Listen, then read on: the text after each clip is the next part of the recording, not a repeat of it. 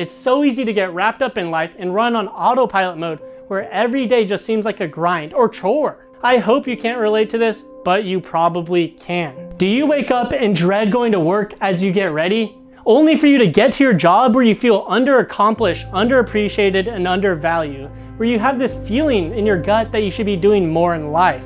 Only for you to go home after work and have to cook, clean, do chores and other errands. Then before you realize it, you have to get ready for bed and recharge for the next day, which is exactly the same days you just had. It almost seems like you have no you time. And after days or even weeks of this process, you realize that your life is out of your control and that you aren't doing things that make you happy. It's one of the worst feelings you can have. We actually call the people stuck in this cycle the sad string beans because they're trapped in autopilot mode and not doing activities that bring them joy in life. Simply doing activities you enjoy. Now, I know this might sound obvious, but just because it's obvious doesn't mean you're doing them. I mean, think back to yesterday.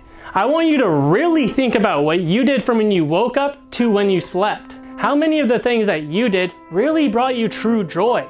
If it was hard for you to think of at least 5 things, then this might be an indicator that you too need to start prioritizing this key principle.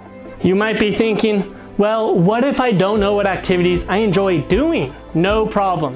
What you want to do in this scenario is think back to some of the last days you had where you were ecstatic. Maybe it was when you hung out with your boyfriend, your girlfriend, went hiking, watched a movie, or even went on an adventure.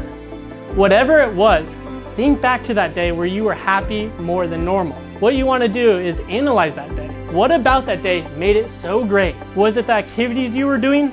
Was it the people you were with? Or was it that you had no work on your mind? Was it the location you were at? Whatever it was, make sure to take note of that and start doing it more on a regular basis. I mean, if it brought you that much joy, could you imagine how much happier you would be if you did that every single day? And what would that change in your happiness do to your social life? It's no secret that people love to be around happiness and people that radiate that. Imagine how many more friends you'd be able to make and how much more happiness those new friends would bring to your life. And also think about the type of people that you would attract into your life. Maybe you could even attract the person you have a crush on. And that's exactly why we call the people who master this key principle the ecstatic Greek conqueror, because the people who apply this secret are filled with happiness throughout their day, and this new attitude results in them achieving whatever they set their mind to. So which path do you want to take?